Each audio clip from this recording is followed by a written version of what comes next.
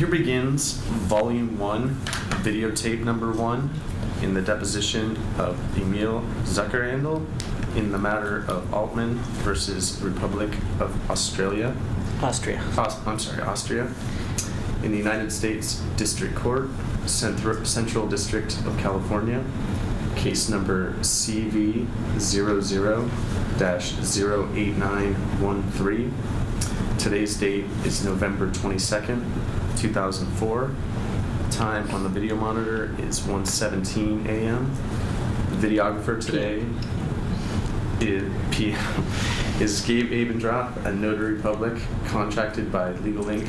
Los Angeles at 16830 Ventura Boulevard, Encino, California. This video deposition is taking place at 301 Ravenswood Avenue, Menlo Park, California, and was noticed by Randall Schoenberg of Burris and Schoenberg. Counsel, please voice identify yourselves and state whom you represent for the record. Yes, I'm Randy Schoenberg of Burris and Schoenberg. I represent the plaintiff, Maria Altman. Tanya Forsythe, Proskauer Rose LLP. I represent the defendants, the Republic of Austria, and the Austrian Gallery. Co-reporter today is Natalie Botello of Legal Inc. San Francisco. Would the court reporter please swear in the witness? Will you raise your right hand, please? Do you swear the testimony you're about to give will be the truth, the whole truth, and nothing but the truth? I do. Please begin. Yes. Could you please state your full name for the record? Emile Zuckerkandl. Emile with an E after the L. Okay. And could you spell? Zuckerkandl is Z as in zebra, U-C-K-E-R-K-A-N as in Nancy, D as in David, L. Okay. Professor Zuckerkandl, this is the first time you've had your deposition taken, is that correct? Okay. I've given you a little bit of a preview of the ground rules, but I'll go over them now for you. The most important point is that the court reporter has to take down everything you say, so we have to take turns speaking. You understand that? Yes. Now, I'll be asking questions. Ms. Forsythe may pose an objection to my question, so you should wait until I finish the question, see if she has anything to put on the record, and then give us your answer to the question. Fine. Okay. And if we all take turns, the court reporter will be happy, and we'll be out of here relatively quickly. Is there any reason that you can't give good testimony today? Are you under any medication? I'm not. No. Okay. Let's proceed then. Professor Zuckerkandl, what is your profession? I'm a molecular biologist. Okay. And where do you work?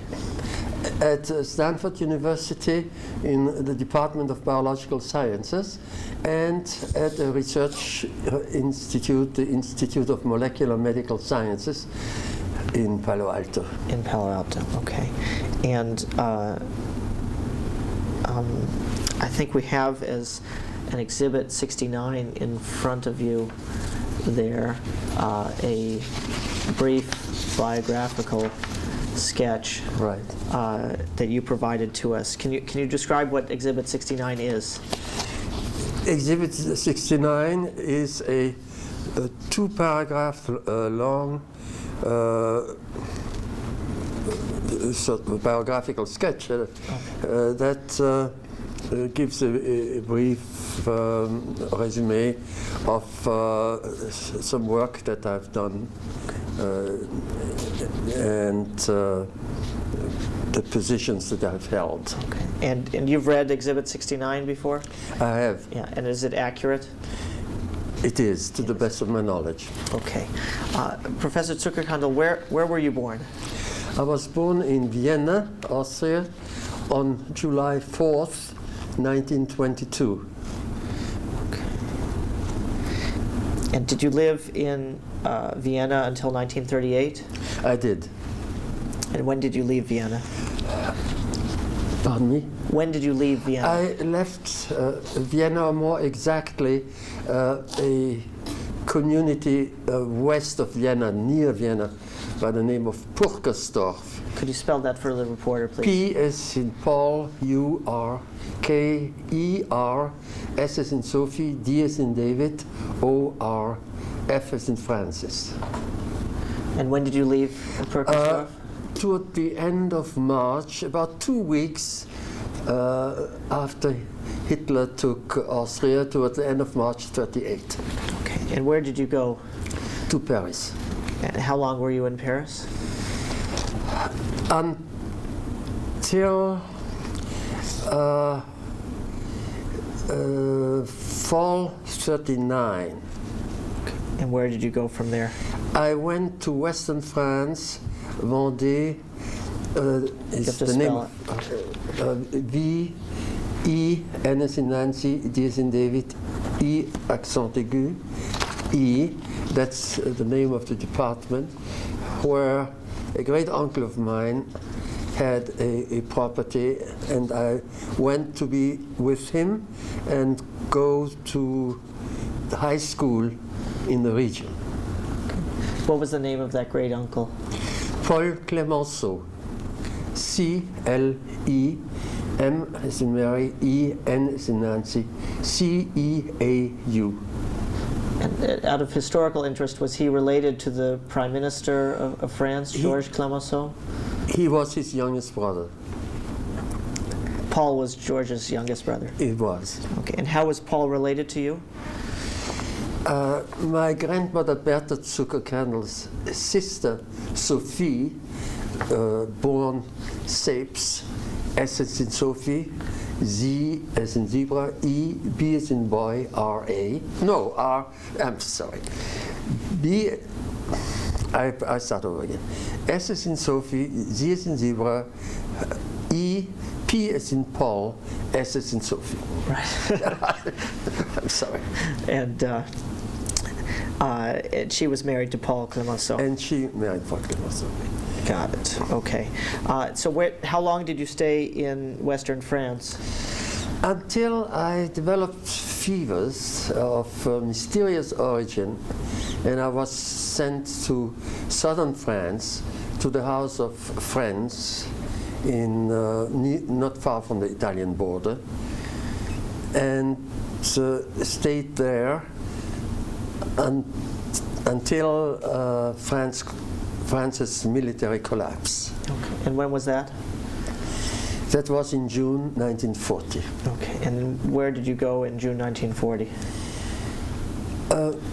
It so happened because I was ill that my mother was visiting with me in southern France, and we both tried to reach the Vendée, my great uncle's house, thinking that there would be no question of the Germans ever getting there.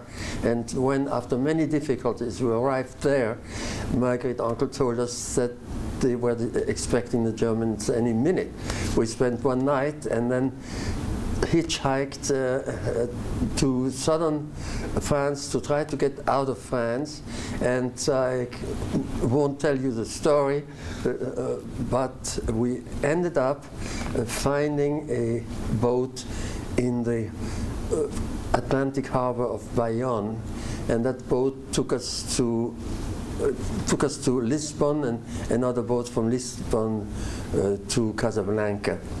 And ultimately, my mother, my father, and my grandmother Bertha Zuckerkandl and I came together in Algiers and spent the rest of the years of the war in Algeria. In Algeria, okay. Did you return to Vienna after the war? I returned to Vienna several times after the war, never for a long visit.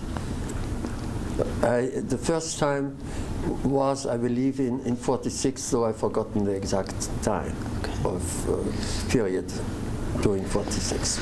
Okay, now would be a good time maybe to look at the next exhibit that I marked, which is Exhibit 70, which is my rough attempt at a family tree for the Zuckerkandl family.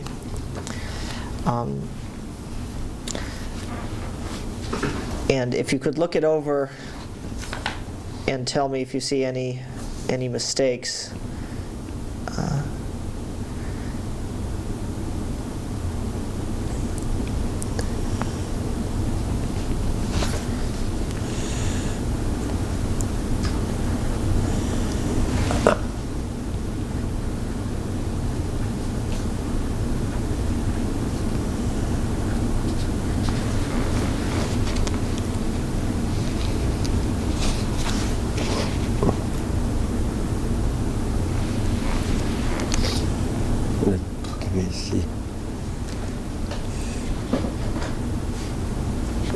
I don't see the connection here between Victor Müller-Hoffman. Oh, There should be a line down from Hermine and Wilhelm down to that line. That's correct. yes. Missing. And then Victor Müller-Hoffman.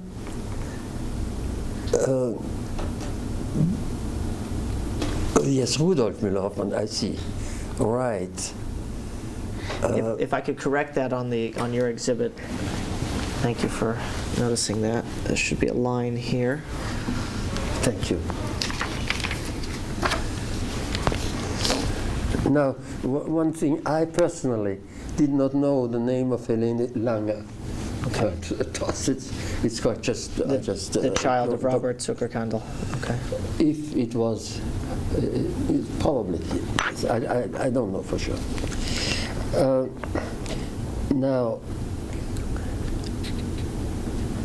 Rudolf Müller-Hoffman figures twice. It means he was married twice, doesn't it? Yes, I believe that's correct. And they have children whom I do not know, Okay. and therefore cannot identify. Okay. But And that- everything else is, to the best of my knowledge, correct. Great. Thank you very much. You're welcome.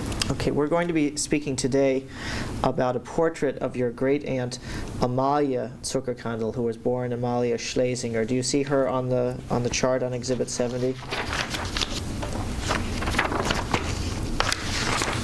Yes, I recognize the portrait indeed.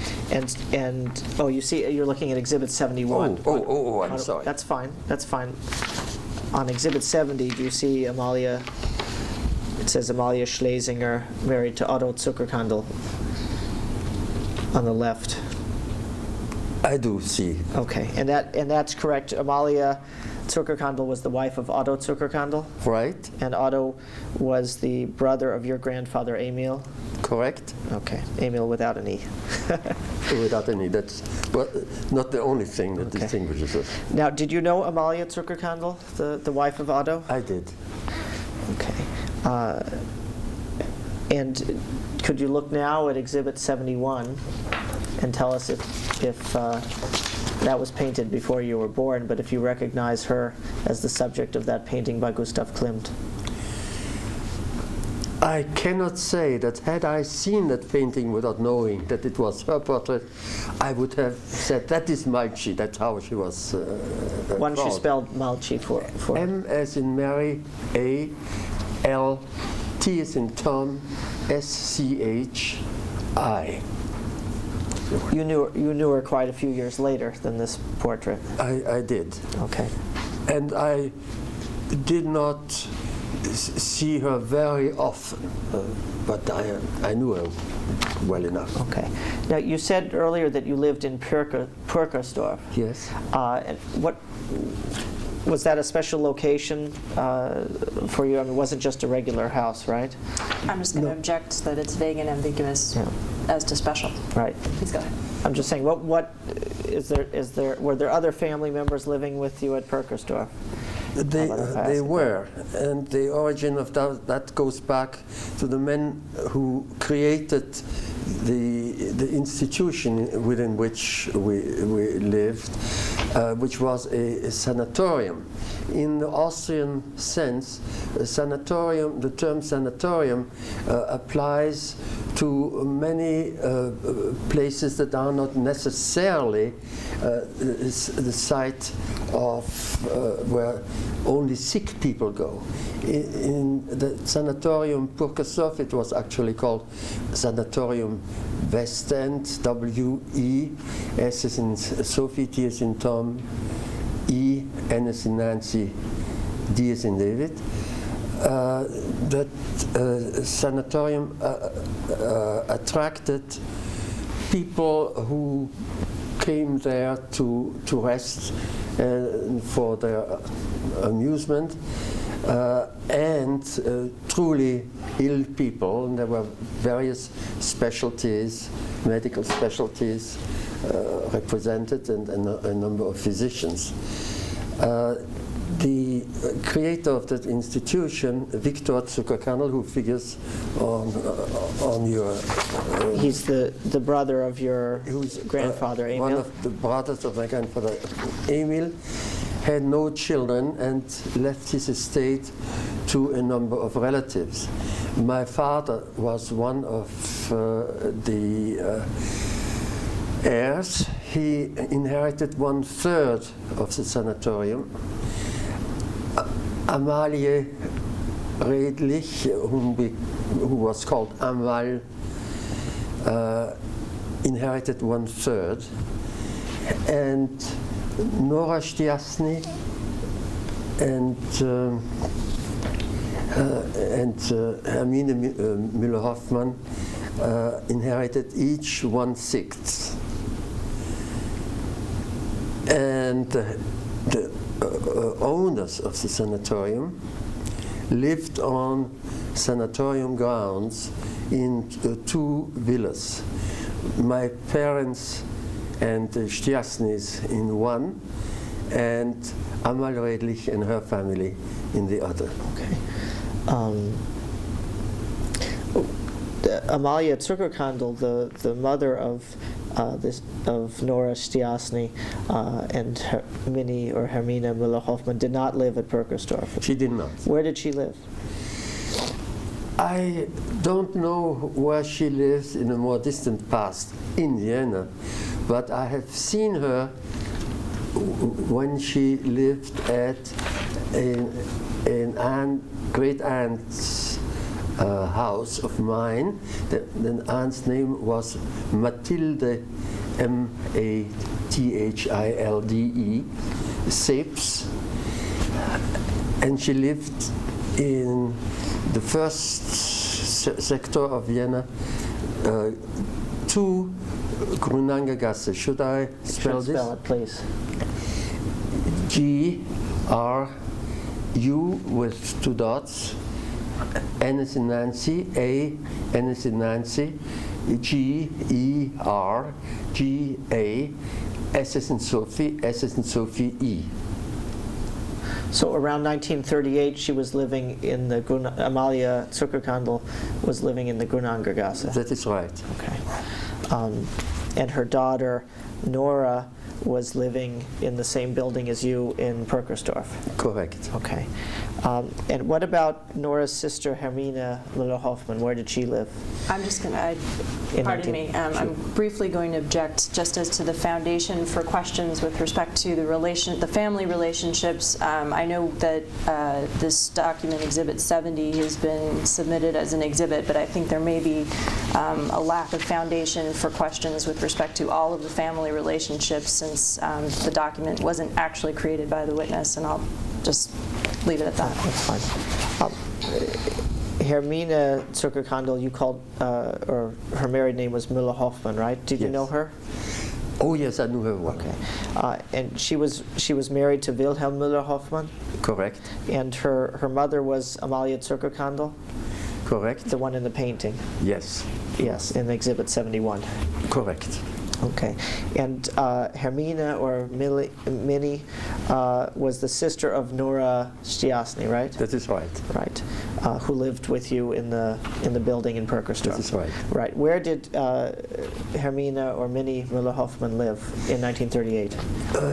She and her husband had an apartment in a sort of palais that was turned into apartments and located in the so-called Augarten. That is A-U-G-A-R-T as in Tom, E-N, which was a large park towards the Danube. Okay.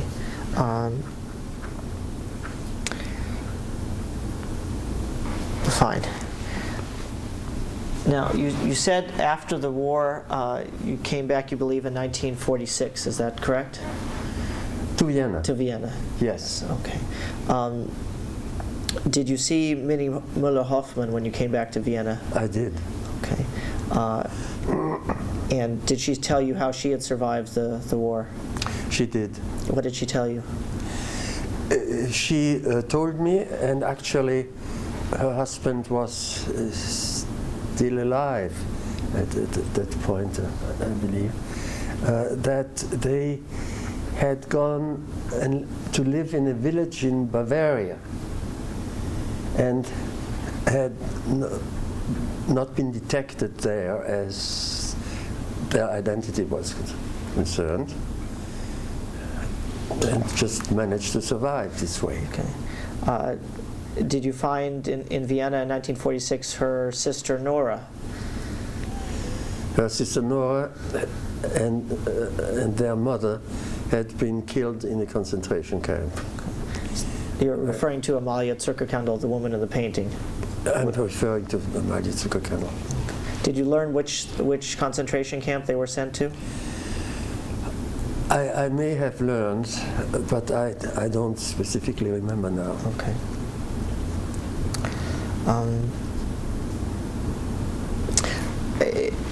If I can ask you also, your family owned a painting by Gustav Klimt, didn't they? That is right. Which painting was that? It is called Moonwiese. M as in Mary, O-H, N as in Nancy, W-I-E, S as in Sophie, E. Okay. Did you recover that painting after the war? I did. How did you do that? It had hung in Purkersdorf in my parents' apartment, and I went there and confronted the person who had functioned as arianiseur. Can you spell that for her also? Now, correct me if I'm not correct. A-R-I-A, N as in Nancy, I-S-E-U-R. Yeah, it could be with the Y, A-R-Y-A-N, possibly. But anyway, all right. The person, the non-Jewish person. The non-Jewish person who had taken over the whole property and who lived in the villa where my parents had lived. What was that person's name? Hans Gnad. H-A-N as in Nancy, S as in Sophie. Gnad, G, N as in Nancy, A, D as in David. Okay. I'm sorry, continue the story. I had asked you how you obtained your Klimt painting. Yes. I just went to the villa. Purkersdorf at that time was located in the Russian-occupied zone. I went there without a permit from the Russians and confronted Mr. Gnad, who happened to be at home. And I did not see the Klimt picture in where it had hung. And I asked him about it.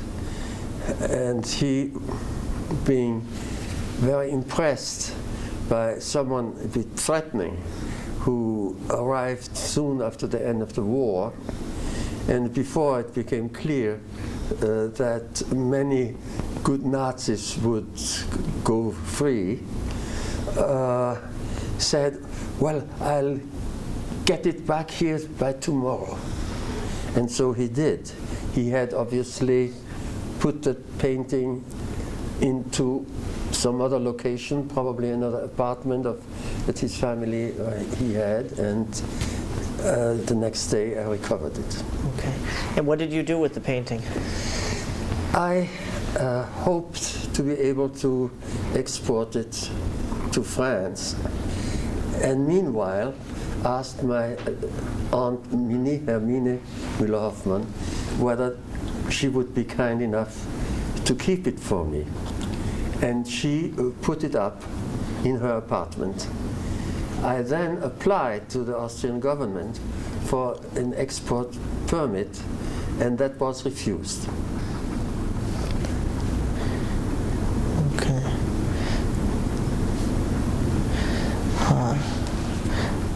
So did you leave Vienna? You didn't live in Vienna then after 1946? I never lived in Vienna after World War II. Okay. Where did you live then in the 1940s after the war? I lived in my parents' apartment in Paris, and I also spent a year and a half in the United States, my first visit to the United States as a student. Do you recall when you were refused an export permit for the Klimt painting? I do not recall, but it was within some months of my recovering the painting. I probably could come up with a date if that were of interest. Okay. Maybe when you're reviewing the transcript, you'll have an opportunity to review the transcript she's typing, and if you think of the date or you come up with it, you could write it into the transcript then. That might help. So you left, even though you were not living in Vienna, you left your Klimt painting in the home of your father's cousin, Minnie Müller-Hoffman. You referred to her, that's correct? I did, yes, Okay. that's correct. You referred to her as aunt. That is a way of speaking. She was my father's cousin. Okay. But it seems to be usual in Austria to call that relationship aunt and uncle, nephew. Now, did you keep in touch with Minnie Müller-Hoffman then? Did you correspond with her? Yes, we did, and my mother did. And did you visit her at other times after 1946? I did, yes. Okay. And about how long did she keep your Klimt painting in her apartment? She kept it until it was gotten from her by a person I sold it to. Okay. And when was that? That, I believe, was in '56. Okay. And to whom did you sell the painting? An art collector by the name of Leopold. Okay. And did you sell it because you couldn't take it out of the country? That was part of the reason, and I still probably wouldn't have sold it if I had not been in financial difficulties, financial duress during that period. Okay. Now, Minnie Müller-Hoffman lived until about the year 2000. Is that correct? Around that time? Around the time. Okay. Did you visit her? How often did you visit her between 1946 and the year 2000? Were there sometimes long stretches where you didn't see her? I'm very sorry not to be able to give you an exact answer. Maybe 4 times. Okay. And she lived to a quite good age, about 98 years old. Yes, she certainly did. Okay. When was the last time that you saw her? I saw her in the year 2000, accompanied by a distant cousin of mine, Dr. Klaus Frimmel, who brought me to the retirement home in which Minnie lived. Okay. You have to spell your cousin's name, I think. Klaus, Klaus, as in Sophie, Frimmel, F as in Francis, R, I, M as in Mary, M as in Mary, E, L. Okay. Did you ever speak with Minnie Müller-Hoffman about the portrait, the Klimt portrait of her mother? I did not. Okay. Do you have any opinion concerning Minnie Müller-Hoffman's recollection of wartime events at the end of her life? I have one particular recollection. The story, which I would like to tell very briefly, was that when my mother and I visited Minnie Müller-Hoffman in Vienna in 46, I believe.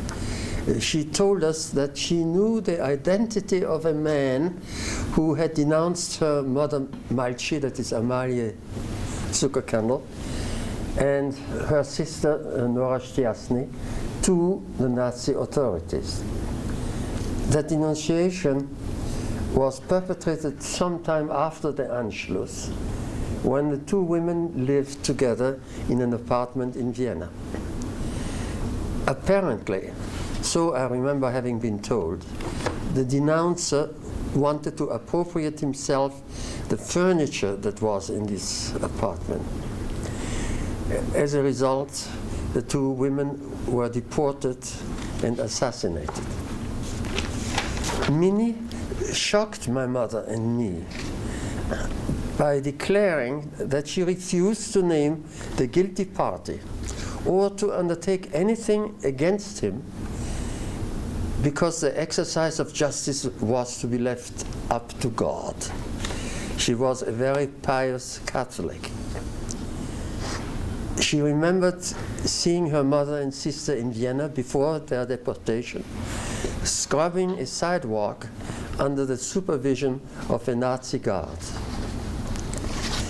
Much, much later, not a great many years before her death, but unfortunately my memory doesn't permit me to pinpoint the time. In the course of one of my visits to Austria, I brought up the matter of the denunciation again with Minnie.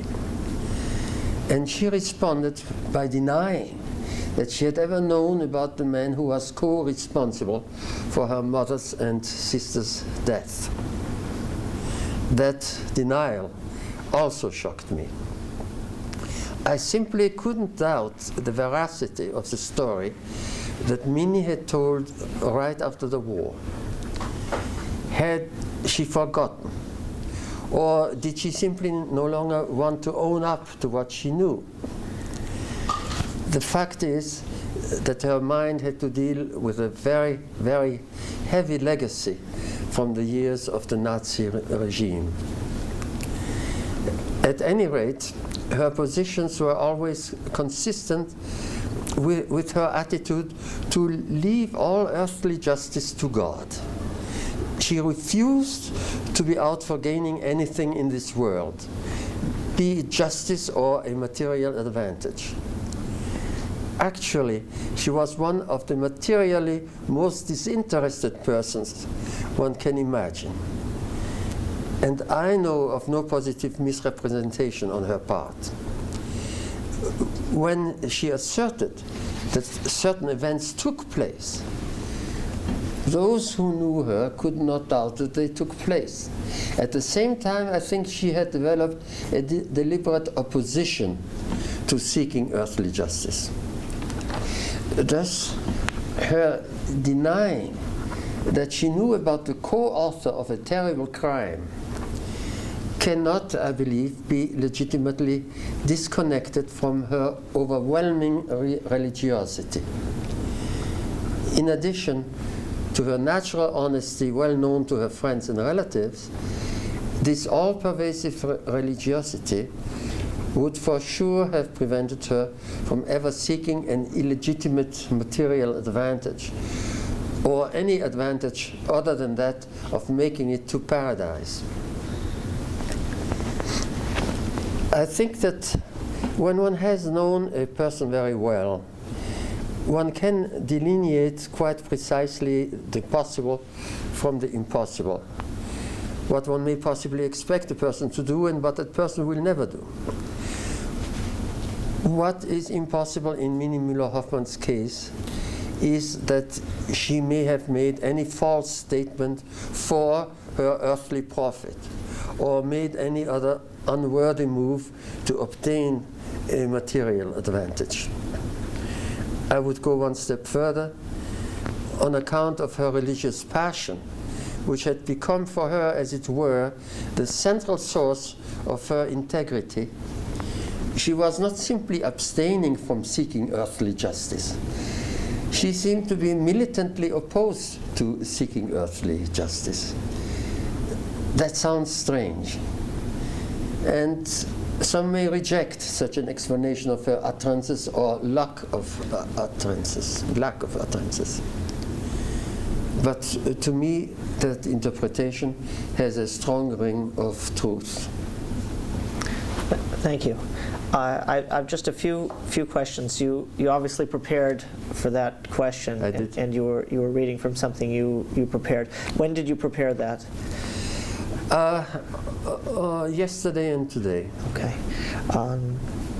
And that was in response to my indication that I would ask you about your opinion of Minnie Mueller Hoffman's recollections. Yes, I knew that. Okay. already. Okay.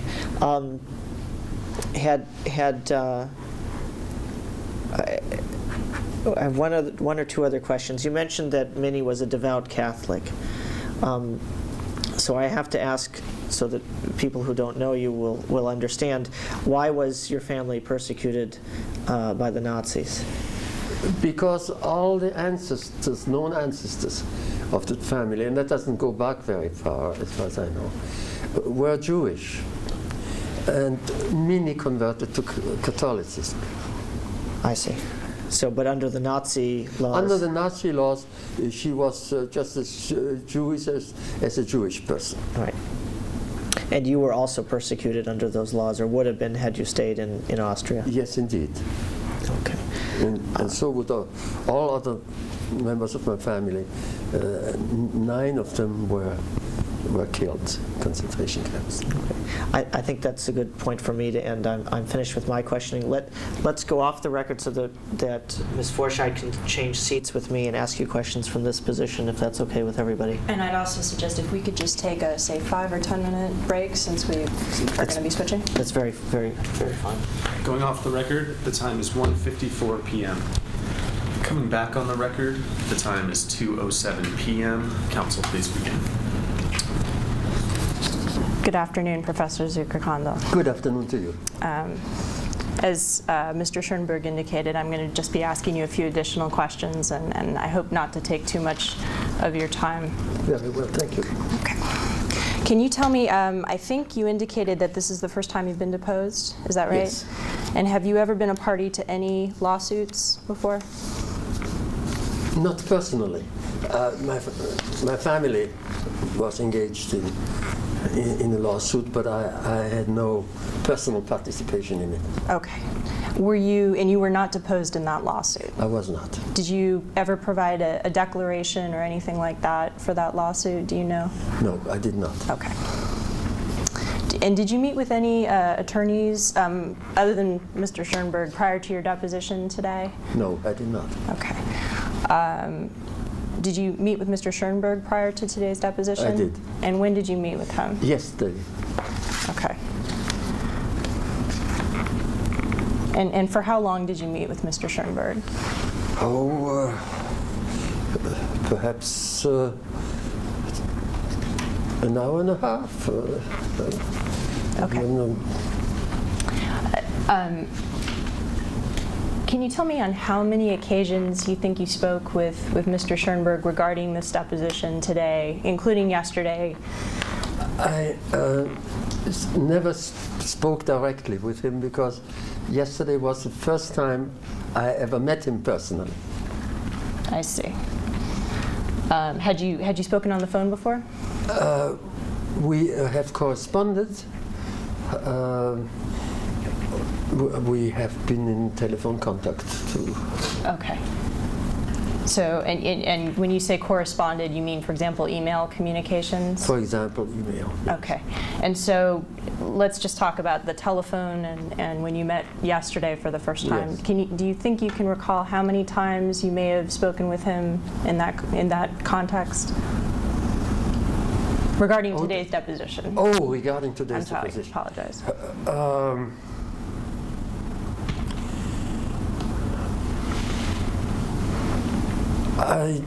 Maybe 3 times. Okay. And do you remember when the first time was?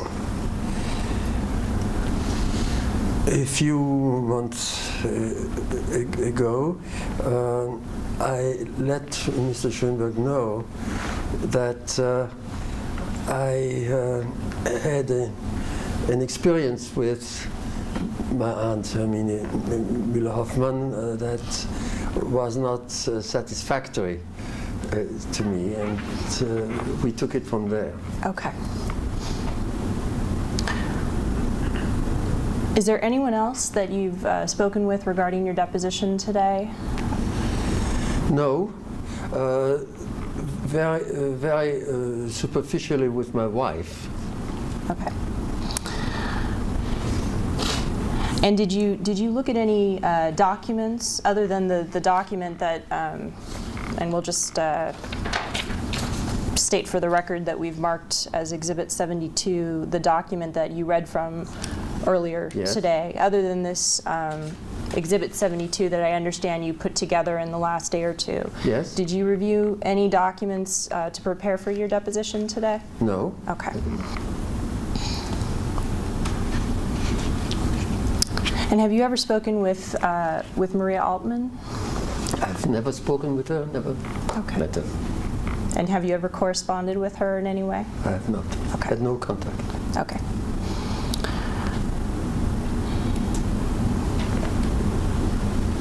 Have you had any communications with someone named Ruth Plyer regarding today's? Yes. Not regarding today's. Not regarding the deposition? Well, that is not quite right.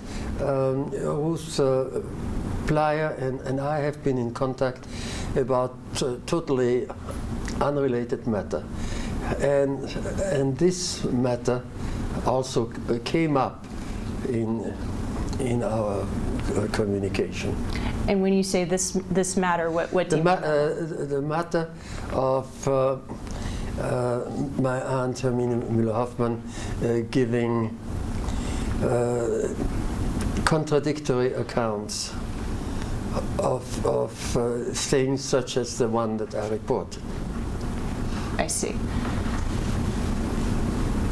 And do you recall how that came up in your communications with Ms. Plyer?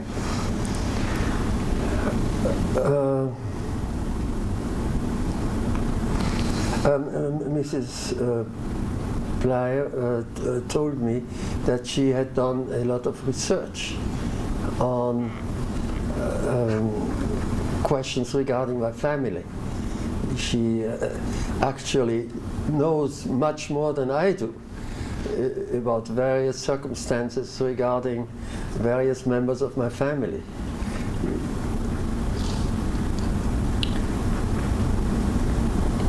And did you tell her about the story that is set forth in this Exhibit 72 when you corresponded with her? 72 is... I'm sorry, the document you were reading from earlier today. Yes, I told her something about it. I described to her these circumstances. Okay.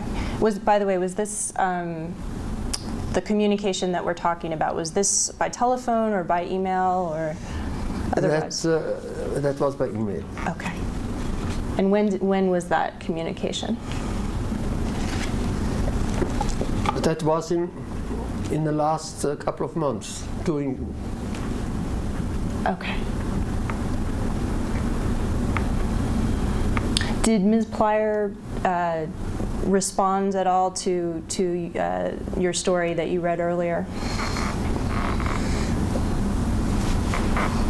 I don't remember now that she responded to that particular incident, but she told me that she had seen Minnie Müller Hoffman, and she described the circumstances, and she described that she initially had not thought that everything Mrs. Müller Hoffman said was correct, but as she pursued her research, she convinced herself that it had been correct.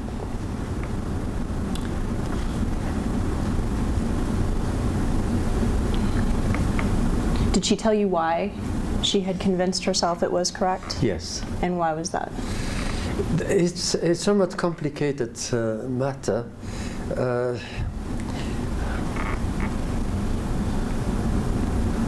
I'm not sure that I can really do it full justice. One circumstance was that Willy Müller-Hoffman, Minnie's husband, had apparently sold the painting during the war to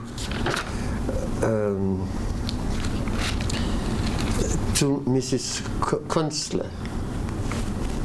Why don't you spell that one for the court reporter?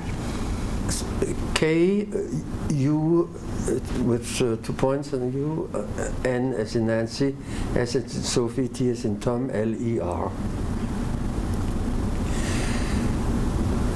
And having done that, it is not easy to imagine that he was not in possession of it. And it is the painting. And this is the painting that was shown on the exhibit. Exhibit 71 is represents 71. a reproduction of the painting. Exactly. Okay. And do you know what it is that Mrs. Mueller-Hoffman told Mrs. Plyer during their conversations?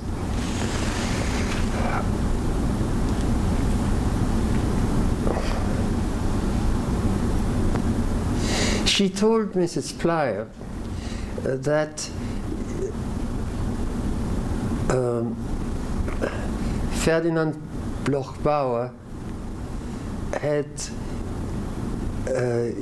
given the painting back twice to her mother. Her mother, Emile Zuckerkandl. And what struck me, and I remember from that communication from Mrs. Plyer, was that she said that Minnie told her that at that time they had sold that painting twice, because each time Ferdinand Bloch-Bauer returned it to her mother, apparently to help her out.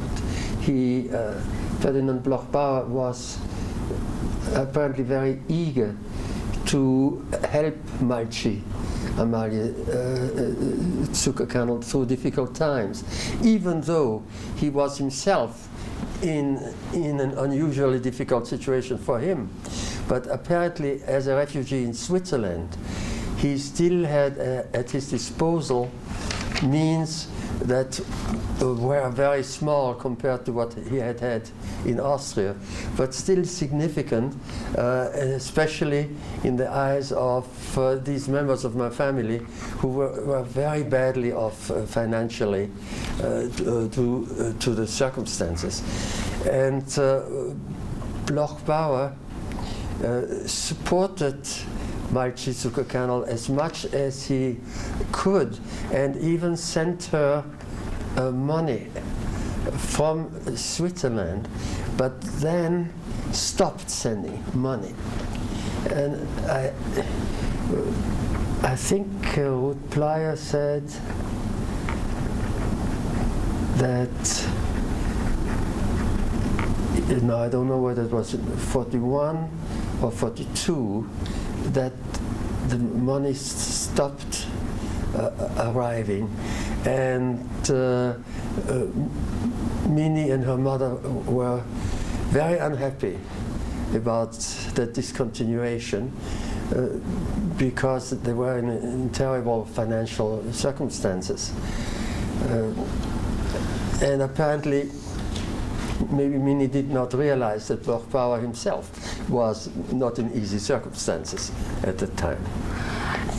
What you've just told me, I had asked what Mrs. Plyer had told you about what Minnie Mueller-Hoffman had told her. Is that the story that you just told me, does that all come from what Mrs. Plyer told you, or does that also come from your own personal knowledge? No, it does not come from my personal knowledge. Okay. And is it all based on what Mrs. Plyer told you? These particular circumstances are all based on what Mrs. Plyer told me. Okay. And did you ever speak with Mrs. Mueller Hoffman at all regarding this painting? I did not. Okay.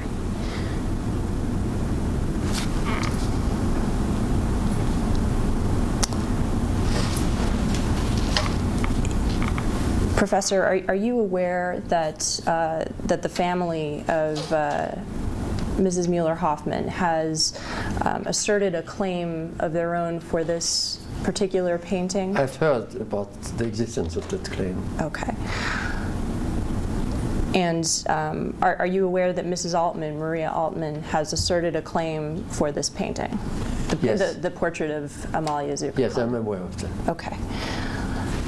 Do you have any firsthand knowledge regarding the claims or the bases for the claims of the Mueller-Hoffman family to the painting?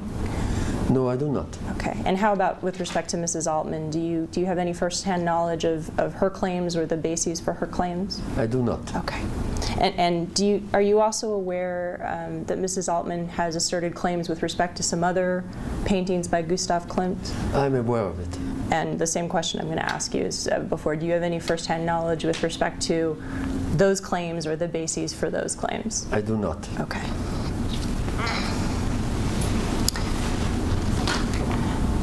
And Professor, then my understanding is that you don't contend that you have any knowledge regarding the validity of either or of any of these claims with respect to this particular painting of Amalia Zuckerkandl? No direct personal knowledge. Okay.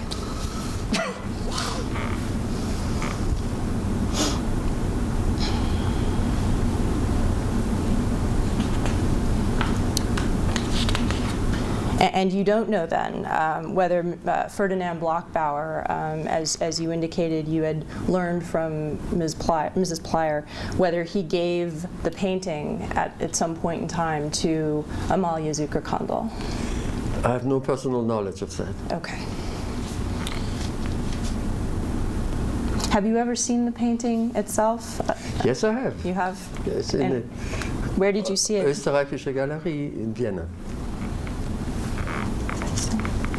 And that's the Austrian gallery, correct? The Austrian Gallery. Right. Okay. When did you see it there? Oh, a number of years ago. I probably saw it a couple of times over the years.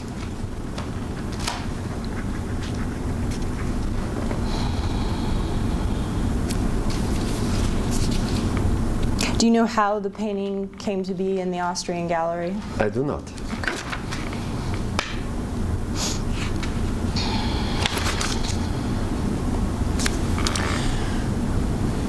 I do not by personal knowledge, I should say. Okay. Somebody mentioned to me the circumstance. Okay. Who mentioned to you? Mrs. Plyer. Mrs. Plyer. Okay. What did she tell you? Were there That, as I remember, that Mrs.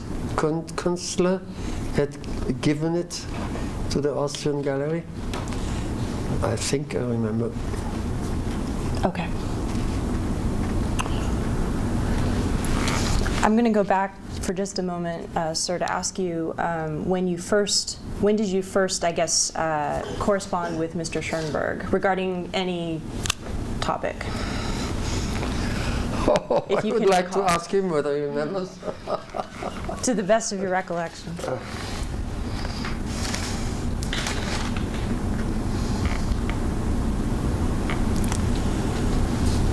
A few years ago, but I really cannot locate it precisely in time. Okay. And what was the occasion for your first communication with Mr. Schoenberg?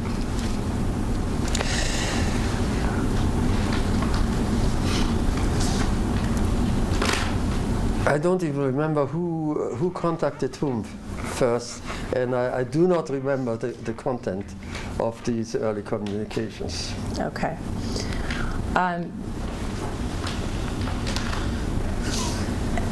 Have you ever had an attorney-client relationship with Mr. Schoenberg? I have not.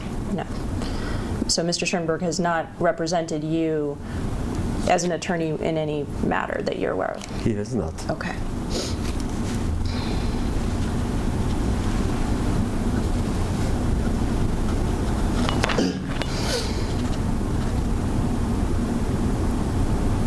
And do you have a family relationship with Mr. Schoenberg? Yes, a distant family relationship. We are very distant cousins through my mother's side.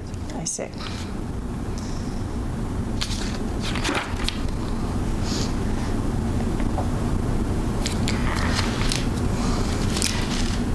Professor, I have a few more questions for you regarding your testimony earlier today. Yes. Is it your contention that Mrs. Mueller-Hoffman was in any way mentally incompetent in the last years of her life? I would not assert that.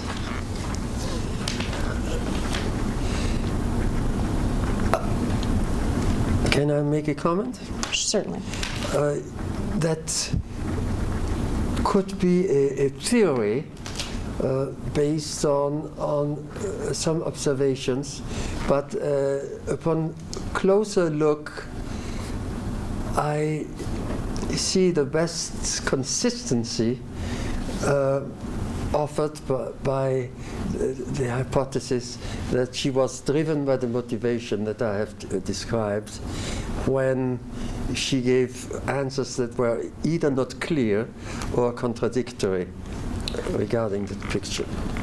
Okay, and I want to ask you a few more questions about that. I think you indicated that between, I think you said 1946 and when she passed away in the year 2000, yes, that you had seen or visited with Mrs. Mueller-Hoffman, I think on 4 occasions, is that right? I did not give that figure as a precise figure, but certainly every time I visited Vienna I saw her, but I don't remember anymore how many times exactly that happened between 46 and 2000. But you think it was probably less than 5 if you had to estimate? It may have been 6. I couldn't really say for sure, and I'm not even sure that how easy it would be for me to find out. I might, if that is of importance, I might ask my cousin Frimmel whether he can help me with that figure, because I saw him also every time I went to Vienna. That's okay. I understand it's difficult to remember after so many years. Let me just ask you, and again, I don't want you to guess, and in this process we never want the witness to guess. It's only if you can estimate to the best of your recollection. Do you think it was less than 10 times? Yes, let me see.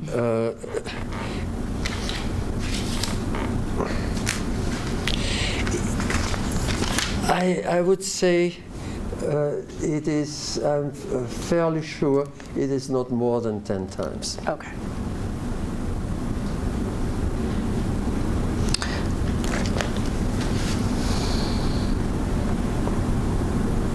When you visited Vienna on these occasions,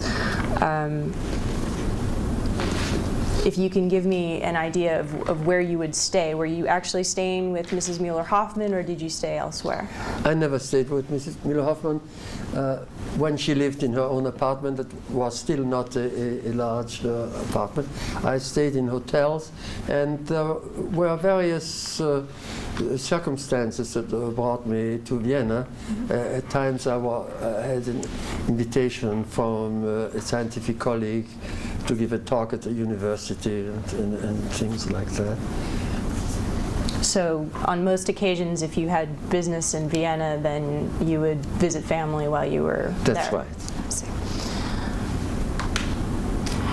And on those occasions when you did visit Mrs. Mueller Hoffman, do you recall approximately how long you spent with her on each visit, approximately? No, but I can tell about meeting Mrs. Mueller Hoffman on one occasion, at the occasion of one trip somewhere in the countryside of Austria, and that was a time when we stayed together for a while, for a few days, near a lake. So there was one occasion, one visit when you spent a few days with her in the countryside? Yes. Okay. Do you recall when that visit occurred? No, I could probably find out, but I wouldn't tell you one more hypothesis. Okay. Do you think it was more than 20 years ago?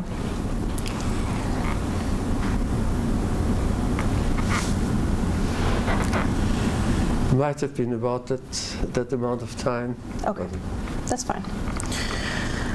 And with the exception of that one occasion, when you visited, would you say that you spent an hour or two with her visiting, or would it have been more time than that?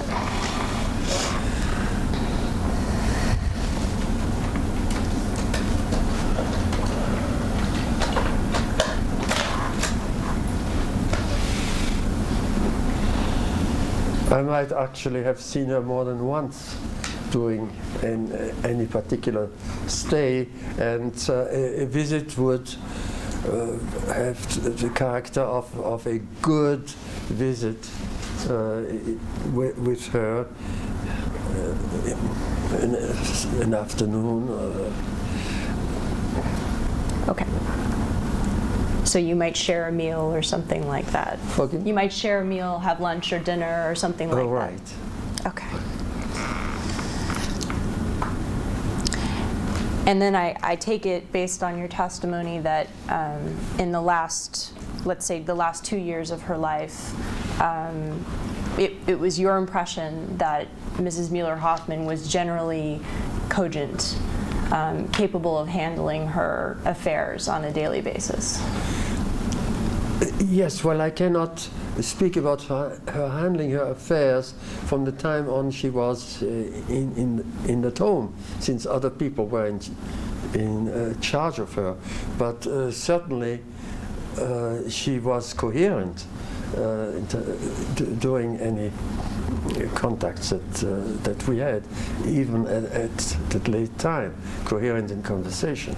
Okay. Even when she was living in this retirement home? Yes. In the conversation, she manifested no sign of a mental disability. Okay.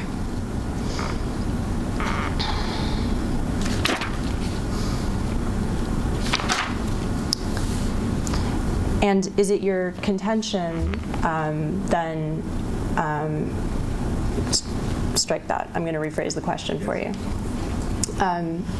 Based on what you've stated in this exhibit that you read earlier, Exhibit 72, I understand that it's not your contention, sir, that Mrs. Mueller Hoffman's memory in those last couple of years of her life was unreliable.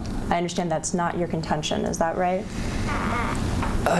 My answer has to have a certain degree of uncertainty. It could be construed as a contradiction attributable to a mental malfunction, an abnormal forgetfulness of a past circumstance. But taking that incident in a wider context of things that she said and things that are known about her, my personal belief is that the interpretation that I have taken the liberty of putting forward is a very likely one.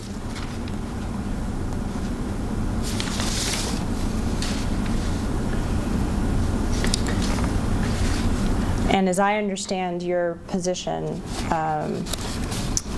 your interpretation, as you put it, it is that it is not possible that Mrs. Mueller Hoffman was in any way misrepresenting what had happened in the war years, and after the Anschluss. Is that right? That is not quite right. Okay. If she had actually forgotten what she had told me many years earlier, she would in that sense be misrepresenting it, but innocently. She could also have misrepresented something out of a conviction that she wanted some matters out dropped. She was not willing to collaborate with anybody who might stir up the past. So it was for sure not a misrepresentation in any ugly sense. Mm-hmm. I understand. So if I understand correctly, then it was perhaps that Mrs. Mueller Hoffman simply no longer wanted to discuss some of these events from those years in the past, and that she therefore was declining to discuss them, or stating, I think, as you testified, that she didn't know what she had previously said to you. Is that correct? That is a possibility, but she did go pretty far in asserting that she had not known that person when she had said the opposite earlier. I don't think we shall ever know with 100% certitude what went through her mind, what her state of mind was, but there is a framework for her reactions to questions that to me makes very much sense.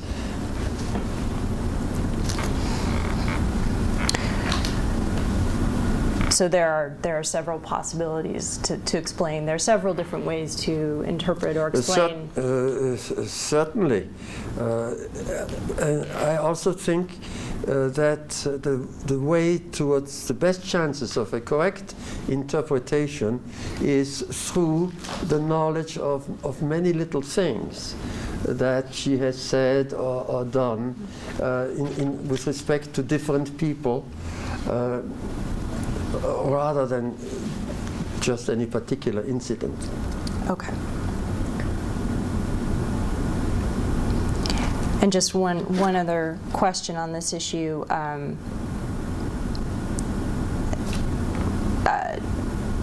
In terms of memory, would it be your experience, Professor, that everyone has some difficulty remembering events that happened many years ago, decades ago? No, not everybody, no. I envy people who do not. Okay. So let me rephrase the question. Is it your general experience that many people, not everyone, many people have difficulty remembering events that happened decades ago? Yes, but by many, I have not said what proportion, okay. I believe, of people. I understand. Let me ask yourself, do you find that sometimes you forget things that happened many, many years ago? Certainly. Okay. And I assume you consider yourself to have quite a good memory, is that right? I do not. Oh, really? Okay.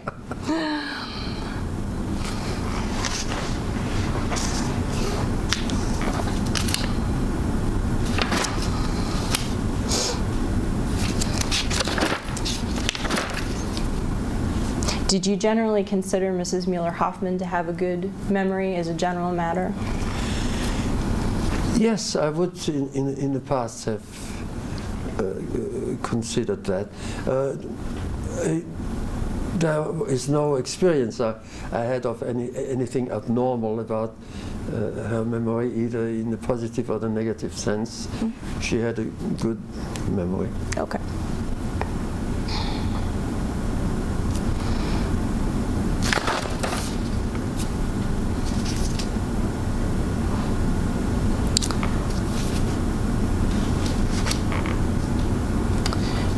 You mentioned during your testimony earlier today that you had sold this one Klimt painting of your own, and I apologize, I'm sure I'm going to mispronounce the name of it, but I think it was Monwiese. Okay. How did your cousin, Mrs. Mueller-Hoffman, react to your selling the painting? She did not express any reaction. She didn't react at all? No. Okay. But the painting, I think you testified, the painting had been sitting in her apartment, is That's that right? right. Okay. Did you ever discuss that painting with her at all? I mean, other than... What I would do with it? Mm-hmm. No. And that was actually a decision that I took while I was in France. Mm-hmm. And had I been in Vienna, I would surely have talked with her about it, but...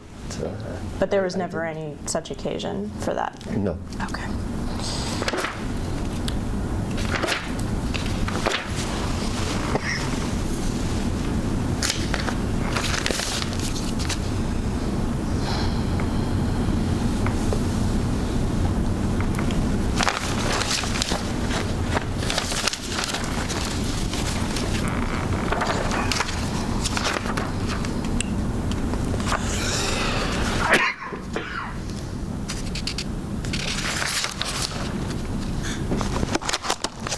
So I'm going to ask one more question, and then I'm going to suggest we take a very quick break, and I think we're going to be done, but let me just ask you one more question before that. Yes, please. I understand your statement set forth in Exhibit 72 that you read earlier.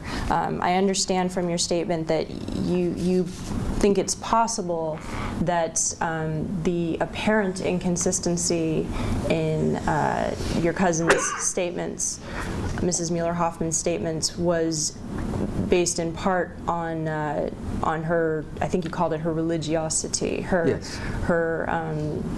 Catholicism and her strong belief, her strong religious beliefs in that regard. Is that right? That is right. Okay.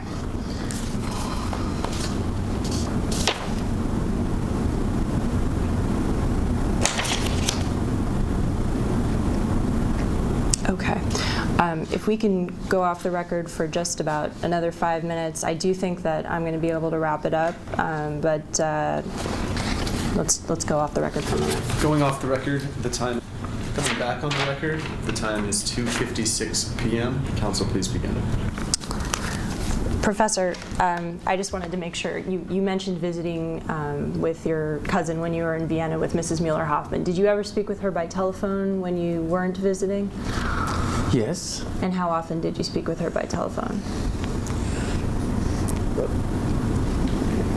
From time to time, certainly not every week, not even every month, but every few months, let us say, on average. Okay. Over the course of those years between, say, Right. 1946 and when she passed away? Yes. Okay. The only other topic I just wanted to go back to briefly was you mentioned that yesterday is when you had met Mr. Schoenberg for the first time in person. Yes. Is that right? Yes, Okay. yes, indeed. And you indicated you had met for about an hour and a half or so. If you could just tell me what was discussed during your meeting yesterday, and I'll try to I'll break it down a little bit more so you don't have to give me a narrative answer to that. Just why don't you tell me what Mr. Schoenberg said to you during your meeting yesterday? We discussed many different matters. We had more to say to each other than there was even time for. One of the matters that I brought up was that recently, going through documents in my possession, I found a card from his grandfather Arnold Schoenberg to my great aunt Sophie Clemenceau, and we read this and discussed it. And regarding today's session, not much was said except that Mr. Schoenberg described the general setting to be expected, and told me just to tell the truth. Okay. And in terms of the painting of Emile Zuckerkandl, did you have any discussion of the painting or the claims regarding the painting other than just pertaining to your deposition today? I don't believe so. No. And did you have any questions for Mr. Schoenberg when you spoke about either the painting or today's deposition? No, because I didn't think that Mr. Schoenberg had first-hand knowledge outside of documents that he might have, other than differently from me, who doesn't have first-hand knowledge about most of the matters under discussion. Okay. And prior to your meeting yesterday, had you ever communicated with Mr. Schoenberg, whether it was by telephone or by email or in letters, regarding this particular painting, the Zuckerkandl painting? Did it come up in our correspondence?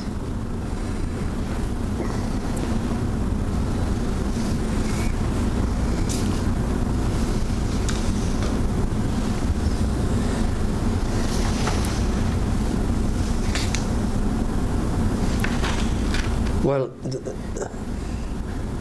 the matter must have come up because I wouldn't have spoken with him about my aunt Hermine Müller Hoffman if it were not in this connection. Okay, so you had. I assume that the existence of a problem around this painting came up. And it was in that context that you had communicated with Mr. Schoenberg regarding this story with respect to your, with respect to Mrs. Mueller Hoffman's statements about this this man who had denounced her mother and her sister. Is that right? Yes. Okay.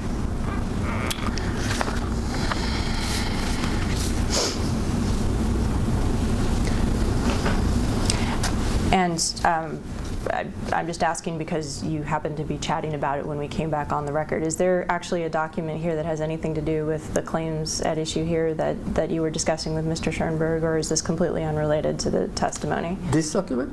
Correct, the one that's sitting in front of you right now.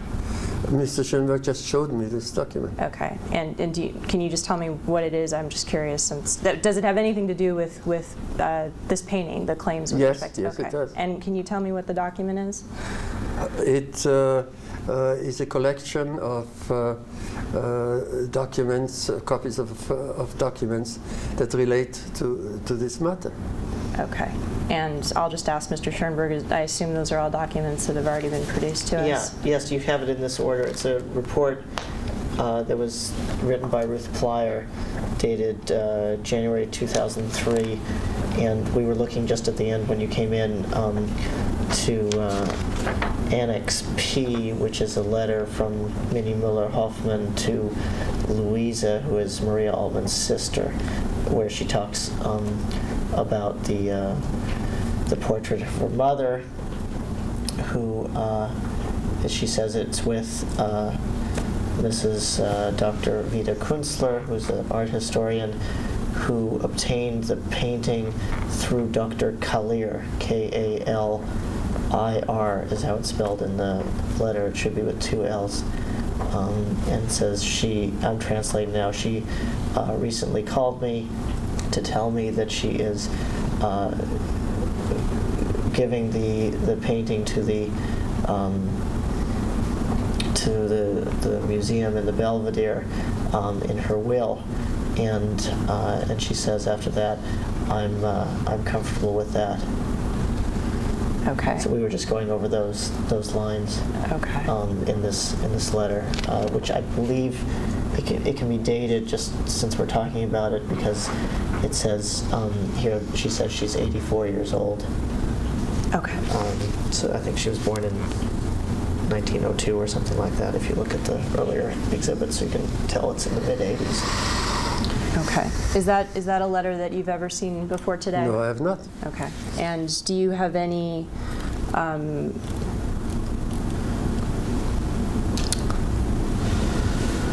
strike that. Did Mrs. Mueller Hoffman ever tell you that she had written this letter? No, letter. Okay. And have you ever had any communications with Ms. Gatton, who was mentioned before? Miss who? I'm sorry, Louise Gatton. I may be mispronouncing her name. I don't understand her name. Gatton? I think that, did I get that right? That is her second married name. It was Louisa Gutmann who married. Oh, I apologize. I see. Gatton. And I don't have no knowledge. Okay. You've never spoken with her ever? No. Okay. Okay. I think with that we can wrap things up, and I guess in terms of a stipulation, if you want to propose something. I had two things. One, I wanted you to hold up Exhibit 71 for the videographer, the portrait, so that he could zoom in on it and take a look at it for the... Like this? Yeah, for the video, just for a few seconds. You can describe what it is. It's the portrait of, or I'll describe it, it's the portrait of Emile Zuckerkandl by Gustav Klimt that was owned by Ferdinand Bloch-Bauer. Well, I'm going to object to the characterization of the painting, but that's fine. Okay, good. I don't think I said anything that was untrue. And then we can stay right here. I wanted to ask you, Professor Zuckerkandl, to state your full address. Yes. Your mailing address, because the transcript will be sent to you. My address is 565 Arastradero Road, Arastradero Road, Apartment A, Palo Alto, California, 94306. Thank you. And if I could propose a stipulation to relieve the court reporter of her statutory duties, because I think that would be easier for Professor Zuckerkandl to have the original transcript sent directly to him for his review. You'll have 30 days, let's say, to review it and make any comments or corrections, and then you should send the original to me, I think, at my office.